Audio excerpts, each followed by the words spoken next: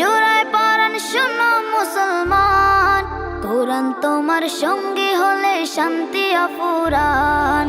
পড়লে কোরআন জোড়ায় পরাণ শোনো মুসলমান, কোরআন তোমার সঙ্গী হলে শান্তি অফুরান।